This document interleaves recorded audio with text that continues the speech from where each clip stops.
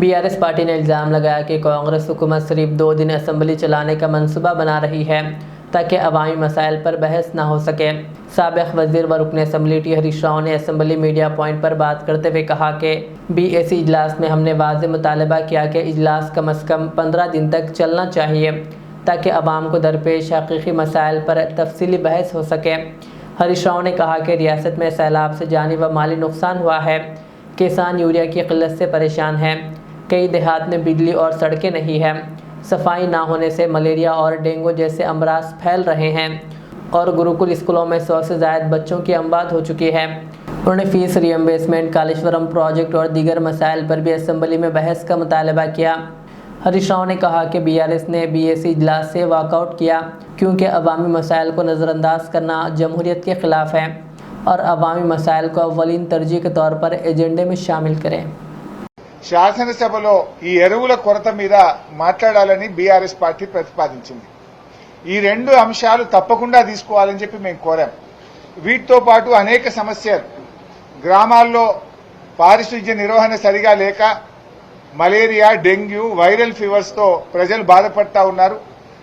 గ్రామాలు, పట్టణాల పారిశుధ్య నిర్వహణ, ఈ అంటు రోగాల మీద చర్చించాలని అడిగాం. గురుకుల విద్యా సంస్థల్లో కనీస సదుపాయాలు లేక 100కు పైగా విద్యార్థుల మరణం, విష జ్వరాలపైన చర్చించాలని కోరాం. ఫీజు రియంబర్స్మెంట్ డబ్బులు విడుదల గాక ఎస్సీ, ఎస్టీ, బీసీ, మైనార్టీ పిల్లలు ఇబ్బంది పడుతున్నారు కనుక ఫీజు రియంబర్స్మెంట్ మీద కూడా వెంటనే చర్చ చేయాలని చెప్పి కోరాం. 4th సిటీ పేరు మీద జరుగుతున్న అక్రమాలు, ముఖ్యమంత్రి కుటుంబ సభ్యుల పాత్ర మీద శాసనసభలో చర్చించాలని కోరాం.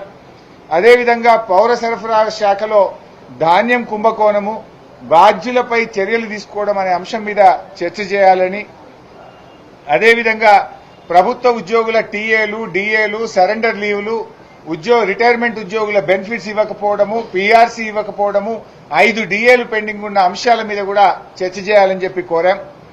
గోదావరి బనకచెర్ల ప్రాజెక్టు వల్ల తెలంగాణ రాష్ట్రానికి జరుగుతున్న అన్యాయం మీద శాసనసభలో చర్చించాలని కోరాం.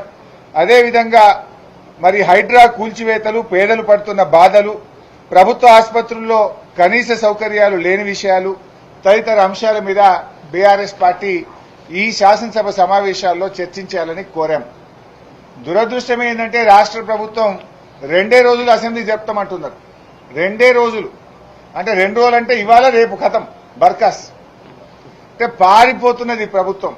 ప్రజా సమస్యల మీద చర్చించకుండా శాసనసభ వాయిదా వేసుకొని పారిపోతున్నారు. వరదల మీద మాట్లాడదామంటే వరదలు ప్రాధాన్యత కాదు, బురద రాజకీయాలు మాట్లాడుకుందామంటున్నారు. ఎరువుల మీద, రైతుల మీద మాట్లాడదామంటే అది మెల్లగా మాట్లాడుకుందాం, తొందరేమున్నది అంటున్నారు. మేము బీఏసీ మీటింగ్ నుంచి వాకౌట్ చేసి బయటకు రావడం జరిగింది.